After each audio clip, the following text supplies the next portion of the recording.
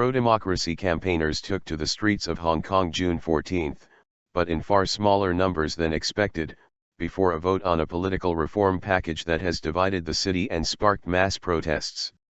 The controversial electoral roadmap, which lays out how Hong Kong's next leader should be chosen, goes for debate at the legislature on June 17 and will be voted on by the end of the week. It is the culmination of a fraught chapter which saw tens of thousands of pro-democracy protesters bring parts of the city to a standstill late last year.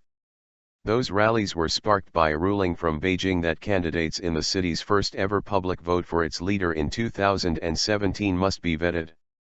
Pro-democracy lawmakers in the semi-autonomous Chinese city have vowed to vote down the election package, which sticks to Beijing's ruling. Currently the chief executive is elected by a 1,200-strong pro-Beijing committee. More than 1,000 people set off from the city's Victoria Park on June 14 afternoon, heading towards the Legislative Council building where they are due to rally into the evening. With temperatures soaring to 30 degrees Celsius, 86 degrees Fahrenheit, and humidity at almost 80%, numbers were well below organizers' hopes. As the march began, they had said they expected 50,000 to join. The June 14 gathering is the first of a series of rallies which activists say will take place each day until lawmakers vote on the bill. Despite fragmentation in the pro-democracy camp, all the key players from last year's protests, which became known as the Umbrella Movement, are set to take part. Vetoing the bill is not something to be happy about, said Labour Party lawmaker Lee Chuk-yan, addressing the crowd on June 14. It shows Hong Kong people have the courage to veto the rotten proposal, but it doesn't mean we have won. Latest figures from one joint university poll showed those against the reform package taking the lead for the first time with 43%, versus 41.7% in support. People may feel exhausted and directionless, but we need to fight on to get back our Hong Kong, and our basic political rights, added Johnson Yung of Civil Human Rights Front, which organized the march. Marchers held placards demanding true universal suffrage and yellow umbrellas, symbol of the pro-democracy movement. Coming out is an expression of our stance. There is nothing else we can do other than this, said Lam Sum-shing, 73.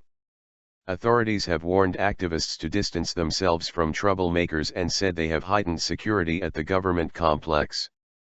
Police cleared what they called dangerous objects including bottles and wooden planks from a small protest camp outside the legislature June 13. Last year's mass protests saw sporadic violence, with thousands joining the demonstrations after police fired tear gas. With the reform package expected to be blocked by pan-democrats, who have enough votes to stop it, analysts say there is little hope of a quick resolution to the political impasse.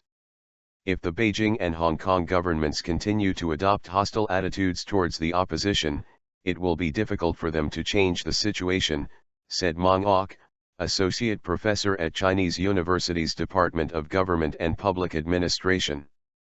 There is also pressure on the democracy movement, said Ma. What they can do to bring genuine democracy is a challenging question for them. Hong Kong's deputy leader Carrie Lam appealed June 14 to lawmakers to pass the bill. They should take into account the broad and long-term interest of Hong Kong and change their mind, she told reporters.